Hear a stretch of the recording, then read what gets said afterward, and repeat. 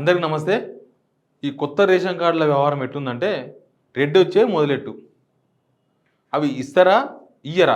ఆ విషయం చెప్తే అయిపోతాయి కదా. మీటింగ్లు పెట్టుకోవడం, ఏదో చెప్పడం. మీటింగ్ పెట్టుకున్నప్పుడల్లా ఇస్తారేమో రేషన్ కార్డులు అనిపిస్తుంది. కానీ వాళ్ళు తర్వాత మీటింగ్ అయిపోయినాక చెప్తారు కదా, చాలా దారుణమైన విషయాలు చెప్తారు. ఇప్పుడు ఏమైందంటే మళ్ళీ మంత్రి ఉత్తమ్ కుమార్ రెడ్డి గారు, పొంగులేటి శ్రీనివాస్ రెడ్డి గారు, ఇక వాళ్ళు ఆ కమిటీ ఉంది వాళ్ళకి. ఆ కమిటీ అంతా కూర్చున్నది. మళ్ళీ కూర్చొని ఏం డిసైడ్ చేశారంటే రేషన్ కార్డు అందరికి ఇస్తామని చెప్పారు. నేను అనుకున్నా ఇంకా అందరికి వస్తాయి కదా, మంచిదే అనుకున్నా.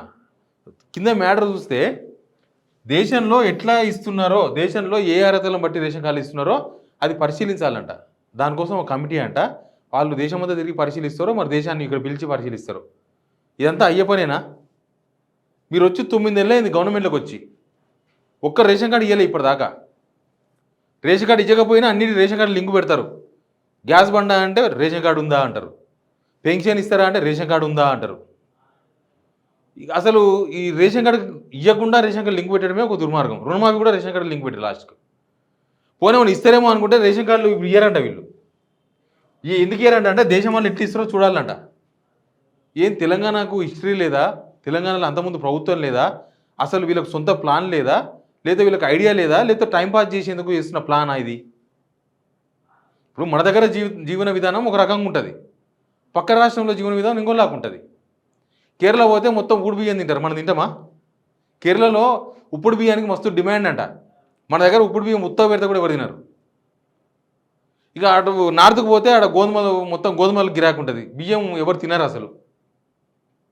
అట్లా ఏ రాష్ట్రానికి సంబంధించిన విధి విధానాలు, ఏ రాష్ట్రంలో ఉండే పేదరికం, ఆ రాష్ట్రంలో ఉన్న పేదరికం, మన జీవితాలతో డిఫరెంట్ ఉంటాయి. మన తెలంగాణ ప్రజల మీద వీళ్ళకి అవగాహన లేదా ఏంది? ఎందుకంటే రేషన్ కార్డులు ఇవ్వాలి అనుకున్నప్పుడు ఏం ప్రామాణికంగా ఉండాలనేది మాట్లాడండి, చర్చించండి. మీరు చర్చించుకోండి మీ ఎమ్మెల్యేలతో. అది కూడా ఉంది. ఎమ్మెల్యేలందరికీ లేఖలు రాస్తారంట, ఎమ్మెల్సీలందరికీ లేఖలు రాస్తారంట, ఇంకా ఎవరెవరికో లేఖలు రాస్తారంట. వీళ్ళు బై పోస్ట్ పంపిస్తారేమో. అవి పోయిన తర్వాత వాళ్ళు మళ్ళీ రిప్లై ఇవ్వాలేమో. ఆడికి కాదంట, ప్రతి రాష్ట్రంలో వాళ్ళు ఎట్లా ఇస్తున్నారు రేషన్ కార్డులు అనేది చూడాలంట. చూసి అప్పుడు రేషన్ కార్డులు ఎంతమందికి ఇవ్వాలి, ఎట్లా ఇవ్వాలని డిసైడ్ చేస్తారంట. యాక్చువల్గా మన రాష్ట్రంలో 92 లక్షల కార్డులు ఉన్నాయి. ఇప్పటికీ 92 లక్షల కార్డులు ఉన్నాయి. కానీ ఈ ప్రజాపాలన దరఖాస్తులు అని చెప్పి, లేకపోతే అంతకుముందు గవర్నమెంట్లో అప్లికేషన్ పెట్టుకున్న వాళ్ళు ఎంతమంది ఉన్నారు తెలుసా? దాదాపు 15 లక్షల మంది ఉన్నారు. కొత్తగా రేషన్ కార్డు కోసం చూస్తున్న వాళ్ళు వీళ్ళు, కొత్త రేషన్ కార్డు. ఇంకా ఈ రేషన్ కార్డులో, ఈ 92 లక్షల రేషన్ కార్డులలో ఈ అన్నదమ్ములు విడిపోయి, లేకపోతే దానిలో ఒకరో ఇద్దరు చనిపోయి అప్డేట్ కానికి, లేకపోతే వాళ్ళ ఫ్యామిలీస్ కొంతమంది పెళ్ళిలో వెళ్ళిపోయి, అవన్నీ కూడా చాలా ఉన్నాయి. కొత్త పెళ్ళి అయితే అక్కడ యాడ్ కావాలి. ఇట్లాంటివి ఏమీ లేవు.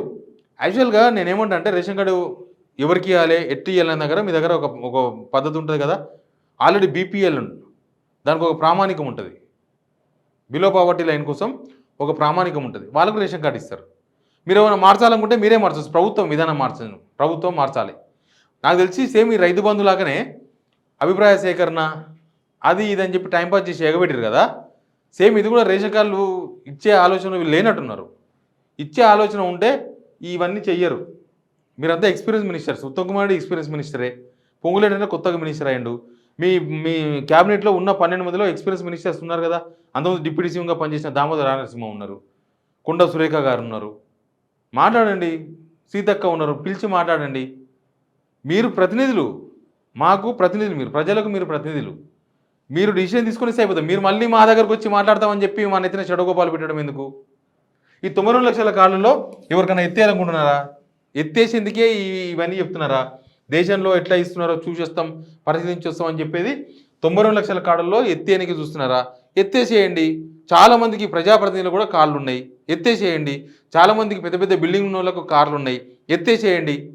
ఎత్తనికి ఓటు బ్యాంక్ ప్రాబ్లం వస్తుందని ఆలోచిస్తున్నారా? వాళ్ళు ఉంచాలనుకుంటే మీరు ఉంచుకోండి. కానీ కొత్తగా ఇవ్వాల్సిన వాళ్ళు 15 లక్షల మందికి ఏమి ఇస్తారనేది చెప్పాలి. లేకపోతే అసలు రేషన్ కార్డుకు దేనికి లింక్ పెట్టకండి. అసలు రేషన్ కార్డు అనే మాట ఎత్తకండి. మీరు ఇవ్వకపోతే రేషన్ కార్డు ఇస్తేనే రేషన్ కార్డు గురించి మీరు మాట్లాడండి.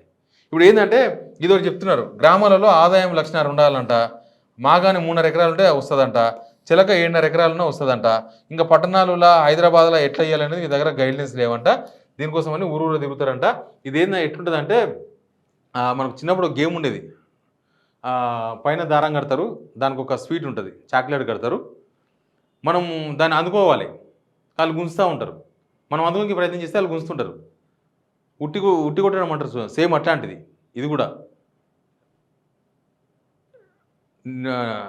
చాక్లెట్ ఉంటుంది, కింద మనం ఉంటాం, ఆ చాక్లెట్ మనకు అందదు.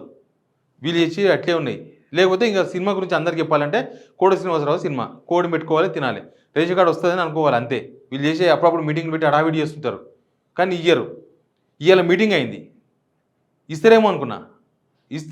ఇస్తారేమో, ఇంకా నాకు తెలిసి ఇంకా విధి విధానాలు వస్తాయి, ఇంకా రేషన్ కార్డులు మేము పలానా డేట్ నుంచి ఇస్తారు అని అనౌన్స్ చేస్తారంటే, ఇప్పుడంట ఒక కమిటీ చేస్తారంట, వాళ్ళు దేశంలో ఏ రాష్ట్రంలో ఎట్టెట్ ఇస్తున్నారో అధ్యయనం చేయాలంట.